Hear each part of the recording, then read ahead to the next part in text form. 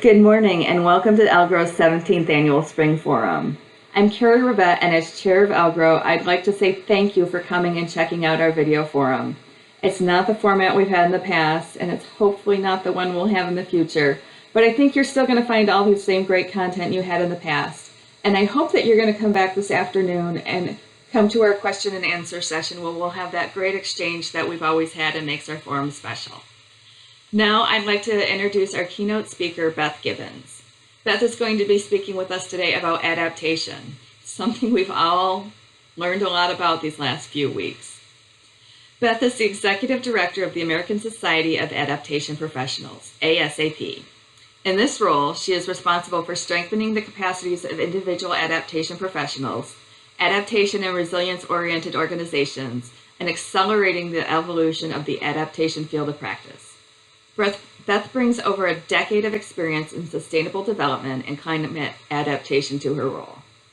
Prior to joining ASAP, Beth directed the University of Michigan's Climate Center and managed NOAA's Great Lakes Regional Integrated Sciences and Assessment Center. Beth served in the Peace Corps in Togo, West Africa, and holds a Master of Urban Planning from the University of Michigan. Thank you, Beth. Good morning. My name is Beth Gibbons, and I'm honored to have been invited to provide the keynote address for the 17th Annual Grand River Spring Forum. Of course, as we all know, we can't be together in person, and so I'm going to be using this opportunity to deliver a keynote address in a slightly new and different format.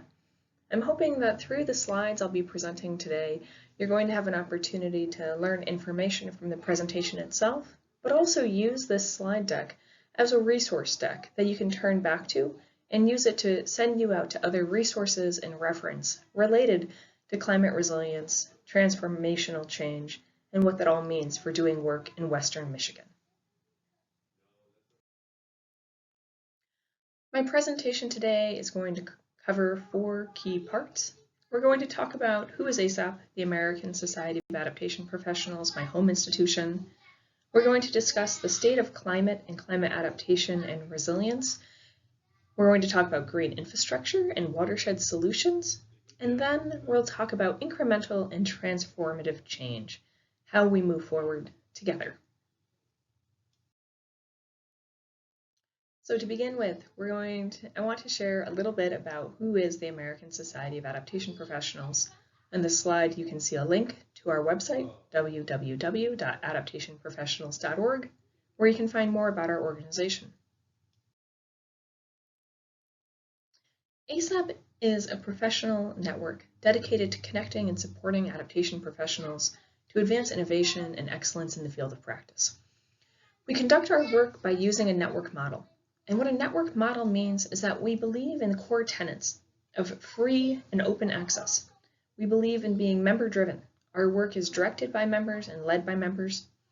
We believe in the principles of trust and reciprocity, meaning that members share their success and their failures, and that in reciprocity, you give, you get, and everyone benefits. Finally, ASAP believes in the notion that there is something for everyone, not everything for everyone. ASAP is a diverse network. We bring in people who work from the public sector to the private sector, from nonprofits to academia. We have members who are working in the federal government to those who are working on stream restoration with tribes in the upper Midwest. And through all of this, we believe there's something here for everyone, though we don't expect that everything is for everyone. The ASAP network has grown and evolved over time. We're founded in being dedicated to networking, peer-to-peer learning, and accessing promising practices. As the network has evolved, and especially as we've seen an increase in our membership from the private sector and from the private service providers, we see increased interest in the identification of collaborators, the development of a marketplace, and not just hearing and sharing best practices, but implementation of best practices. We see our work and the work of the adaptation and resilience field moving from assessment to implementation, and ASAP is striving to keep up with that change and to keep up with the evolving needs and interest of our growing membership. There are a few foundational documents that underline how ASAP conducts its business. These include our professional code of conduct, our living guide on the principles of climate adaptation. These two documents really complement one another, with our professional code of conduct being a permanent set-in-stone document that we see all members ascribing to when they join the organization, and our living guide on the principles of adaptation being an aspirational document, one which is truly living, consistently and constantly being updated, and really reflecting what are the principles of doing climate change adaptation work. We then also have our knowledge and competencies framework. This is a document which was developed in order to assist other institutions which are designing learning and training programs to ensure those training programs are delivering the kinds of competencies that adaptation and resilience professionals need in their practices. And finally, we have our racial equity statement, which was finalized just last month. And it's an exciting addition to our foundational documents because while ASAP has always approached climate adaptation with a very clear message on taking this work and tackling it because of climate change, we now have a charge from our members to say this work will be about climate change and it will be about justice. And being able to couple those approaches is exciting for us and really opens the door for the kind of transformative change that we know is necessary now. A little bit more about these documents and what you might find there. The centering of equity, justice, and inclusion at ASAP is something which has really been fully fleshed out with the racial equity statement, but it's something which has lived within our foundational documents since our inception. Our code of conduct calls on members to recognize that climate change risks are not equally faced. It calls on us to recognize in our principles of practice that the core tenets of our principles embedded in the introduction discuss power, decision, action, and leadership, and that holding power, being in a position to lead decision-making, to take action, and to share leadership are really the tenets for doing this work in a way that is equitable, ethical, and just, and that we as adaptation and resilience professionals must always go and seek ways in which we not just bring more people to the table, but ensure that by being at the table, putting the table where it belongs, and that when voices are heard, they are not just heard, but they are also listened to and they are followed. Our knowledge and competencies framework offers core competencies which we expect all adaptation professionals to be literate in, which include promoting inclusive planning and action, and being able to orient efforts to achieve transformative change. The next section of my presentation is going to talk about the state of climate change adaptation. I'm going to share resources from the Great Lakes Integrated Science and Assessment Program, a collaborative program between the University of Michigan and Michigan State University. I'm going to touch on some efforts happening with the House Select Committee on the Climate Crisis. I'll be sharing data from NOAA, the National Oceanic Atmospheric Administration, and their $1 billion disaster report card, and the report card on infrastructure from the American Society of Civil Engineers. So as we dive into our section on climate change and climate change adaptation, let's start with a discussion about what is the scale that matters when we're thinking about climate impacts and climate decision making. Because scale really does matter. At a global sense, trends are much more certain and we have a very clear idea of where we're going. Globally, we're warming, we're seeing more convective energy in our system. We know that. When we come down to a regional scale, we start to see more variability in our system. Natural variability driven by key climate factors.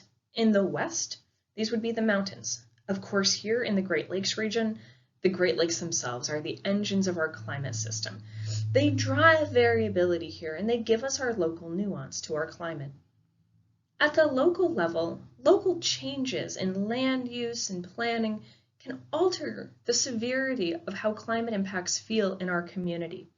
And so as we think about climate change, it's really important for us to be asking questions of what kind of information are we looking for, what kind of decisions are we seeking to make, and at what scale do we want to be taking action and asking questions of the data, of the policies, of impacts, because globally, there's a high level of certainty of where we're going.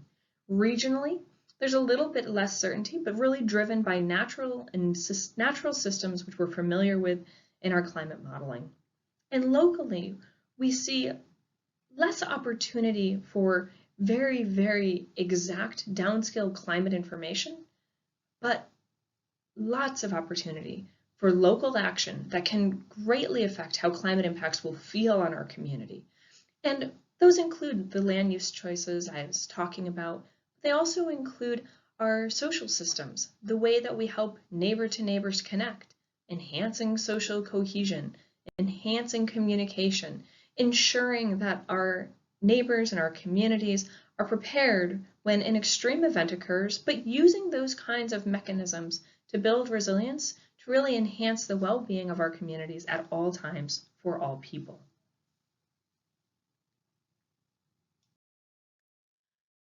In the Great Lakes region, there are some key attributes of what climate change looks like here. Temperature is rising, especially in the winter. We're seeing warmer winter nights. Winters are becoming shorter, and spring is coming earlier. In the spring season, we're seeing a greater fluctuation over what is called the freeze-thaw cycle.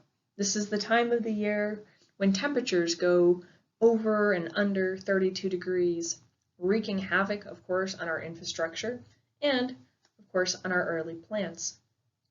We're seeing less ice cover on the Great Lakes, and we're seeing really significant changes in precipitation. More extreme storms, more rain overall, more snow becoming rain, and of course all of this cycles back into influencing all of our systems, from our watersheds and our streams to the lakes themselves. And of course we know we're currently experiencing some of the record highs on the Great Lakes that we've ever experienced. So change in the Great Lakes region, really warmer temperatures, especially in the winter, especially at night, less ice cover on the lakes, precipitation, more rain coming in big gulps, really creating this less water when you need it, more water when you don't kind of paradigm. What's really important as we think about moving towards climate decision making is that we can help people to come to a climate conversation by understanding a framework of what has happened, what will happen, and what are the impacts. On this slide, I'm showing kind of an example of what that looks like when you think about precipitation. The dot map, which is shown here, is showing the observed changes in the intensity of the top 1% heaviest precipitation days. It's comparing two climate normal periods, which are two 30-year periods, 51 to 80 versus 80 to 2010. The size of the dot shows how much the intensity of the 1% storm days has increased in a given place across the Great Lakes region. This is what has changed. The map, which is shown in scales of blue, is showing the projected change in average precipitation. And I want to call out that this map is showing our change in a period of 2041 to 2070. This is not someday so far in the future you would need to crack open a sci-fi book to get there. We're talking about a planning horizon. We're talking about a time period which fits squarely within the life of a new homeowner's mortgage. And then the last slide is showing what the impacts of that precipitation can look like. This is a street washout in Toronto. It's the Fitch Street washout. It's become iconic in our area. However, it is one that is not unique. And so as we think about moving into conversations on what are the impacts from climate change, it's often tempting, especially if you're a person who is passionate and who wants to really move into climate action now, to start with where are we going and what are we going to experience.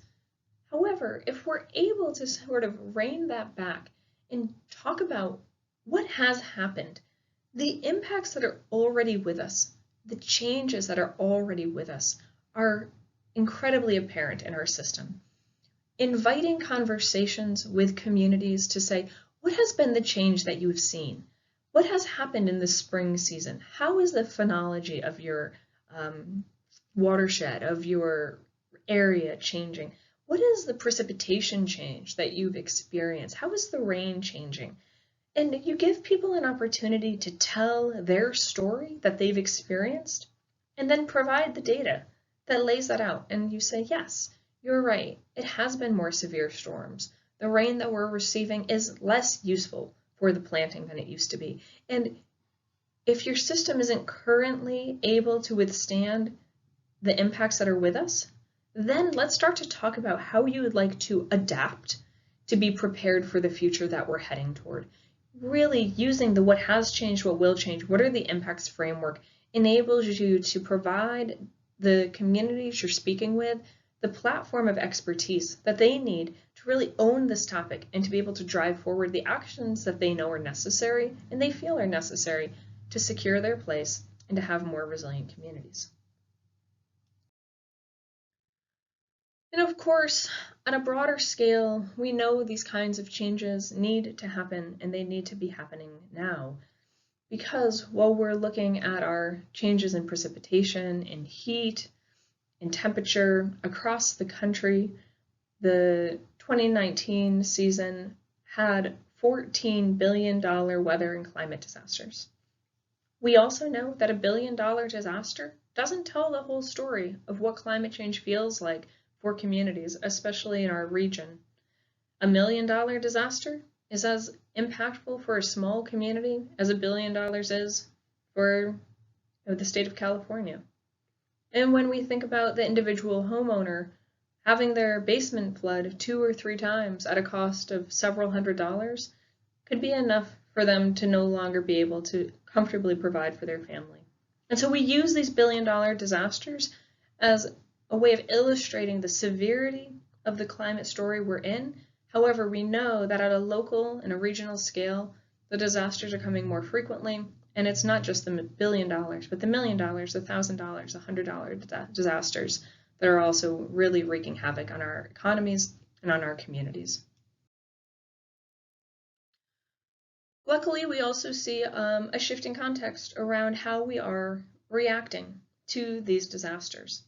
As I said, we've seen $14 billion events in 2019, but we're coming up with new and interesting ways across the adaptation and resilience community to demonstrate how we can become more resilient. Recent reports out from NIST, the National Institute of Buildings, has provided estimates of the return on investment of resilient infrastructure is 11 to 1. Conservative estimates showing a return of $5 to $1. We have new suites of cost-benefit analysis tools which can be applied. Headwaters Economics, a think tank out of Bozeman, Montana, has just released a report which features 8 different cost-benefit analysis tools which municipalities can use to really make the economic case for resilience. And these tools aren't just talking about the dollars and cents, they also are providing evaluation of equity, of justice, and of the environment. And so we're seeing a coming together of making the economic case for climate adaptation while maintaining those values and those principles of equity and justice, which we know are so important if this work is going to be done well. In the private sector and corporate sector, we're seeing really interesting movement. New and newly energized standards being adopted. The Carbon Disclosure Project, or CDP, together with GRI and the Task Force on Climate-Related Financial Disclosure, are all tools which private companies and publicly traded companies are now using to start to demonstrate how climate change is posing a physical risk to their assets. This is really important, and I'll talk about it in the next slide, because we are starting to see a coming together of where public entities, especially municipalities, and private entities, corporations, are beginning to address and think about climate risk in the same way, which is going to be necessary if we're going to really accelerate the pace of climate adaptation and resilience at the speed that we know is necessary. And so here I want to share how we're closing the gap between the public and private adaptation.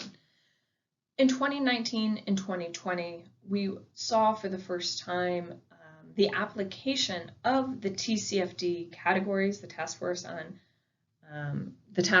Climate-Related Financial Disclosure, which had been designed for corporations and companies, being adopted by some municipalities. We saw Toronto and Vancouver using these categories to characterize their own risk. Again, this is so important because we know that risk is being characterized and shared by corporations, but if we start seeing private companies disclosing their risk in a way which is different than the municipalities where their assets are located, we can see a real mismatch in the way the bond markets and the way that the financial community and risk community starts responding to climate risk. It's important because in 2018 and 2019, we heard Moody's and we heard S&P come out and say that they're going to start assessing climate risk in the bond ratings they're issuing to municipalities. And they didn't just say it, but they also acquired two really sophisticated climate risk modeling firms, including 427. Moody's acquisition of 427 really provided it now to have the teeth to go with the threat that has said, we're going to start using climate risk in our bond rating. And so it's so important that we're seeing this coming together. Private sector disclosing in the same way as the public sector, and all of this being recognized by our financial and our risk markets. Of course, over the last decade, we've seen plenty of adaptation and resilience activities happening in municipalities. Municipalities have never had the opportunity to depoliticize or politicize away the impacts of climate change, whether it's a fire that's destroying the community, sea level rise, which is lapping at the docks, or it's here in the Great Lakes region with our severe floods, riverine flooding, and precipitation. Really, municipalities have borne the brunt of the impacts of climate change, and so now seeing these other entities come along is giving us a kind of new boost to accelerate our actions. And of course, it's not just the corporate community that we're seeing coming to the table. 2019 was a year that we really saw the climate movement re-energized, and the climate movement broadly, from the mitigation to adaptation. Greta Thunberg and the climate strikes, I think, really brought home a message for people that said we need action now. And we're seeing this from the youth to frontline communities, really taking action to say, we're going to have a just transition. We're going to be part of these conversations. We're going to ensure that the future we're moving toward is one that is good for all. And I have to say that today, things seem challenging. COVID-19 and the global pandemic that we're in is adding uncertainty in a way that even as a climate professional, I find daunting on a day-to-day basis. However, I have a tremendous amount of hope because of the action that was started in the years leading up to this pandemic, the House Select Committee on the Climate Crisis being in place, the architecture in place through the Green New Deal, the Environmental Justice Initiative, which is in place. All these together have laid a foundation for us to move through this moment of a global pandemic and to think about, what does resilience mean for us? How will we bounce forward? How will we recover to use that recovery in a way that advances our climate adaptation and our resilience goals? And how will we use our knowledge of how community cohesion, how systems thinking, how seizing windows of opportunity, how leading with justice will allow us to recover from this pandemic in a way that will also ensure we have climate resilient communities as we go forward. And I think that we have allies through the Congress who are ready to help do that work with us. And that is a very exciting thing. I want to give several brief examples of green infrastructure and watershed leadership. I'm going to talk about the Huron River Watershed Council, based in Ann Arbor, Michigan. I'm going to talk about the Milwaukee Sewer District, of course, based in Milwaukee. And I'm going to talk about a couple of resilient infrastructure investments and projects that are taking place in Duluth, Minnesota. First, the Huron River Watershed Council's Climate Resilience Communities Project.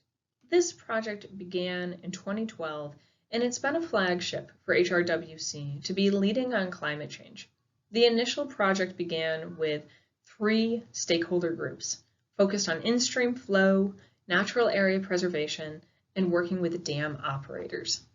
The story that I would love to share from this work, and all of this work is terrific. The in-stream flow monitoring has led to resources for watershed managers and biologists interested in how climate change is impacting the Huron. The Natural Area Preservation Team created a toolkit of native trees and tree vulnerability, what would be most appropriate for planting along the natural areas along the Huron.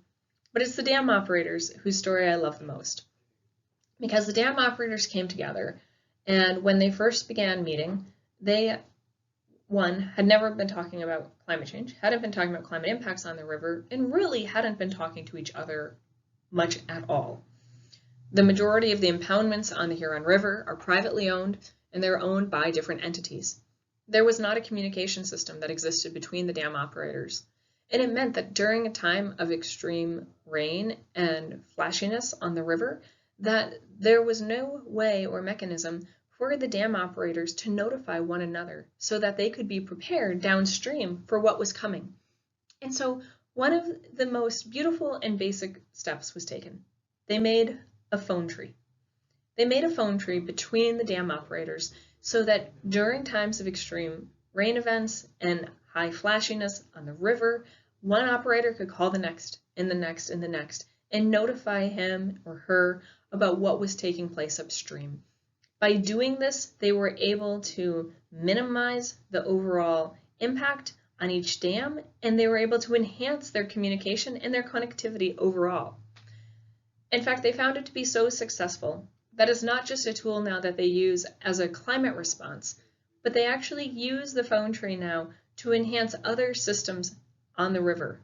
When fish are running in the river, they use the phone tree to call up to one another to notify where the fish runs are so that they can better stock and better preserve and maintain the ecosystem on the Huron River. To me, I think that this story is inspirational because it talks about how using a topic of climate change to really get at something that was needed anyway, to improve the well-being of that ecosystem, to improve and ameliorate the activity of the dam operators. And now there's a tool designed for climate response, but applicable for all kinds of enhanced community well-being. The Milwaukee Metropolitan Sewer District is a really special entity. MMSD Executive Director Kevin Schaefer has been there since the 1990s, at which time the number of combined sewer overflows in MMSD's area was between 50 and 60 a year. They took strong action from the 90s up until now to manage and to minimize those combined sewer overflow events, driving that number down from 50 to 60 in the 90s to, on average, 2.3 combined sewer overflows a year in 2019.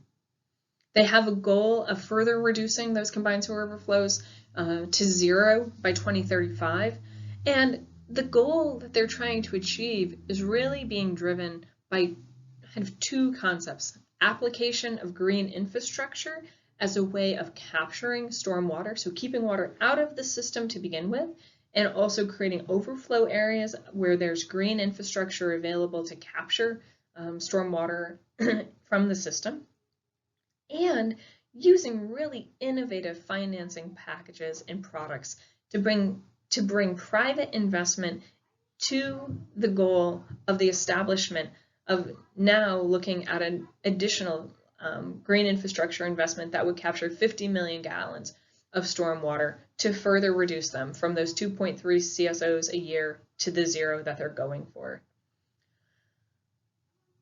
The quote here from Kevin says, or concludes with, "If we're ever going to see the environment restored to what it was 40 or 50 years ago, we need to do something different than what we've been doing."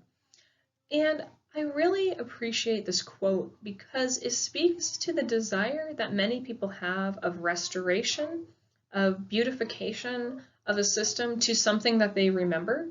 But it also says we cannot keep doing what we've been doing for the last 40 or 50 years if we're going to achieve that goal. So it speaks to both sides of this. We want to be restoring our system, but we're going to need to do that restoration through transformative, transformational thinking that is not going to be business as usual. The last example I want to share is really a resilient infrastructure project in process. The city of Duluth has suffered tremendous storms, 4 massive storms between 2018 and 2019.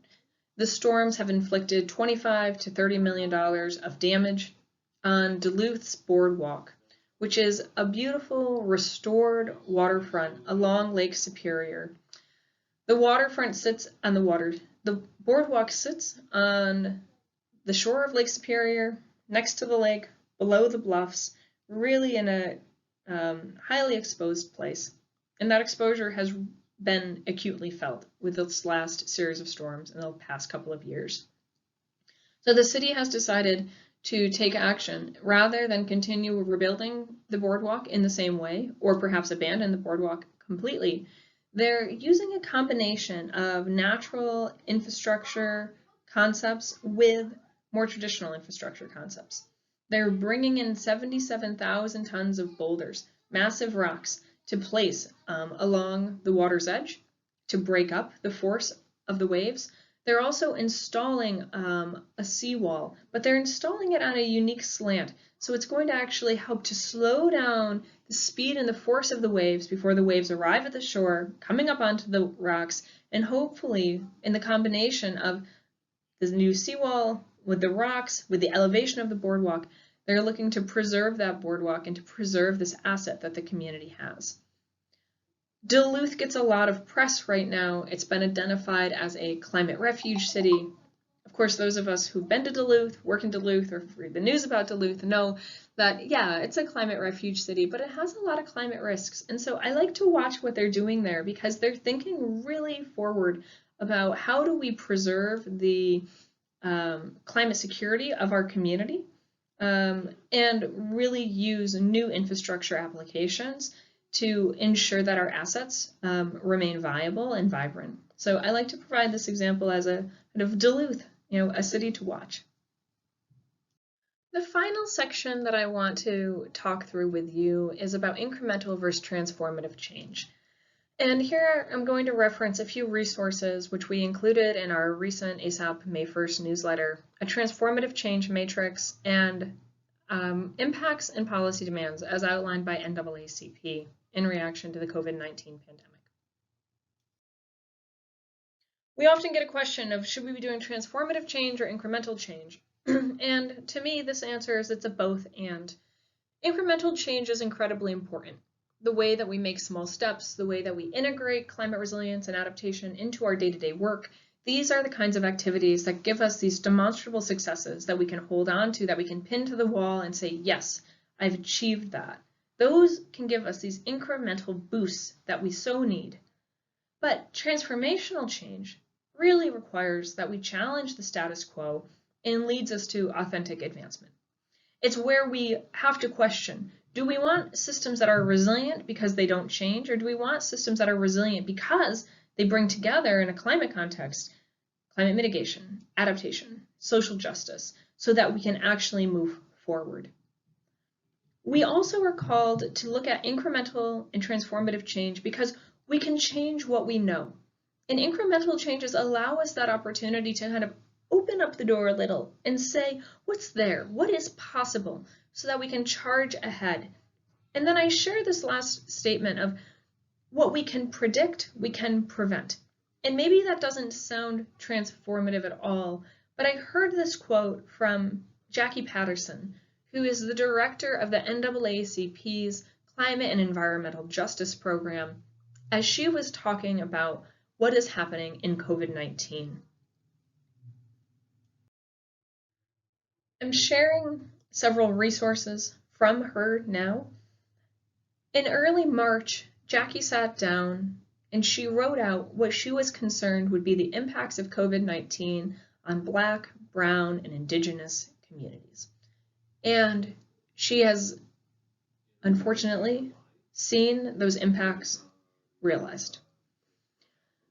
The disproportionate impact that COVID-19 is having on frontline communities, on vulnerable populations, is consistent with the way we see climate change impacts also affecting disproportionately low-income frontline communities.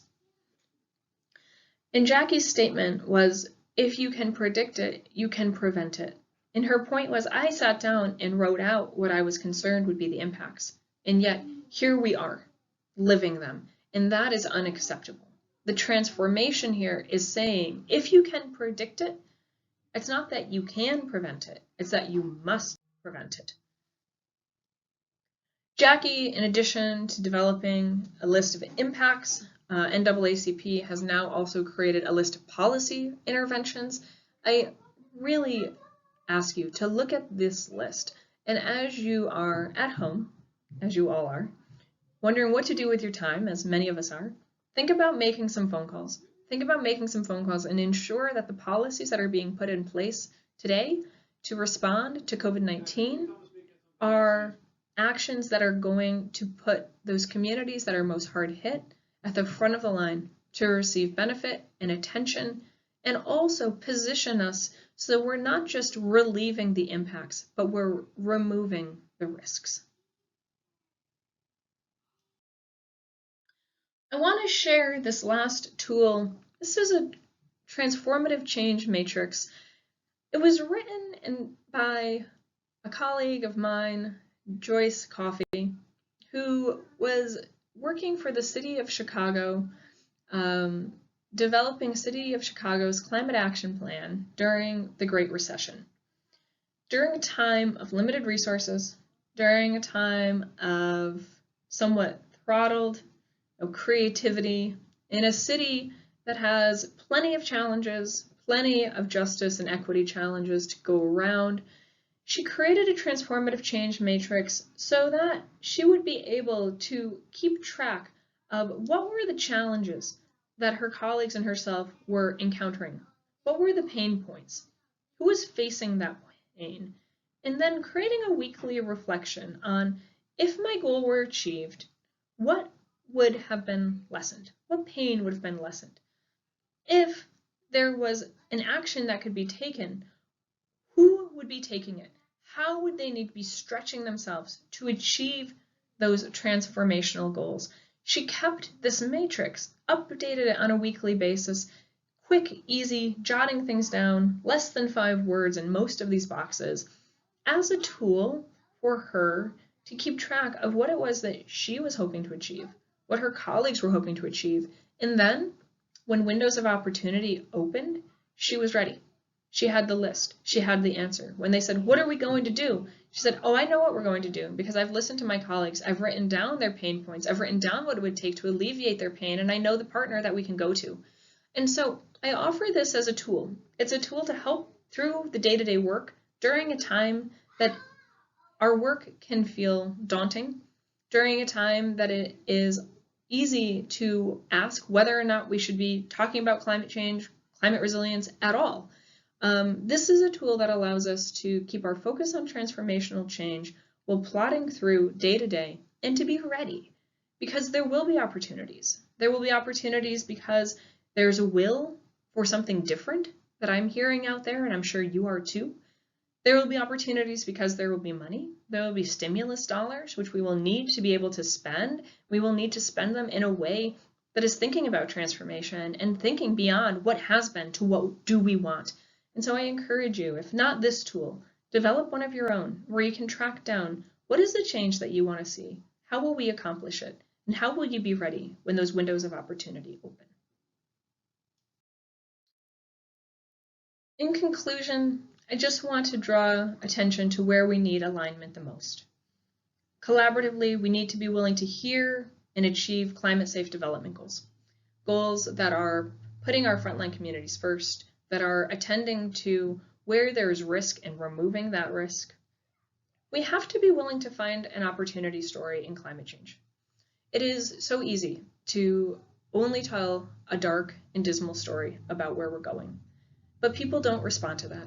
They don't need that, and we need to be able to find a story that talks about our region, especially a region rich in water, temperate in climate, able in bodies that can lead forward during a time of change, finding that opportunity story. And we need to be bold in our advocacy for climate resilience. It will be hard to talk about a lot of topics as we go through this period of recovery. However, we cannot let now being a time of crisis be lost for the action that we know we need.